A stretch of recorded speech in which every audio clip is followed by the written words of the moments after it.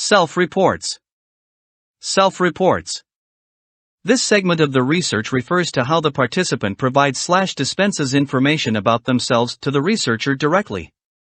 It is important to distinguish this from other information data collecting methods such as experiments or observations, with the distinguishing factor being that of informed consent where the participant knows he's in a study. Self-report measures usually consist of two techniques, questionnaires and interviews, both of which include an inquiry via asking questions. Questionnaires. In a questionnaire, the questions are presented to the participant in a written form either online or on paper. While there are several different types of questions, the two most significant are closed questions, which are close-ended, i.e. they have a fixed and predetermined response set such as yes/no, and then there are open-ended questions which ask for descriptive, qualitative responses that are individual to the participant themselves. Closed questionnaires take on the form of simple choices such as yes/no or ones that are specific to a sector of information, such as, what is your gender, male/female, and etc. Open questionnaires are for the participant to give prompts which detail information with descriptions and evaluations.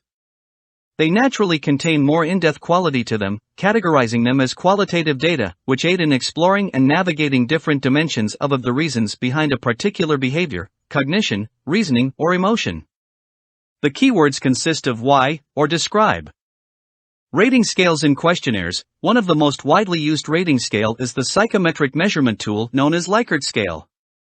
It is a closed questionnaire which is usually used to assess and quantify variables such as attitude, frequency, quality, importance, agreement/disagreement, likelihood, severity, and etc. in terms of differing factors. The participants are asked to respond on a numbered scale, for example, 1 to 5, with 1 being the weakest at the range and 5 being the strongest in the range. The scores on this scale is indicative of how strongly a participant feels about something, therefore giving us more insight into the matter. Furthermore, the data type is quantitative, which is easier to assess statistically and thus improves the chances of managing, organizing, and categorizing data related to the study. It is, however, worth mentioning that the participants often opt for neutrality in situations like these, which may hinder the researching processes.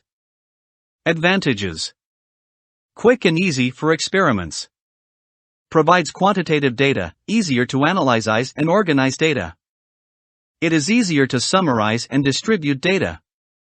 When the patient's privacy, anonymity, is respected, then this also reduces social desirability bias, which thus increases validity. It is replicable. Disadvantages.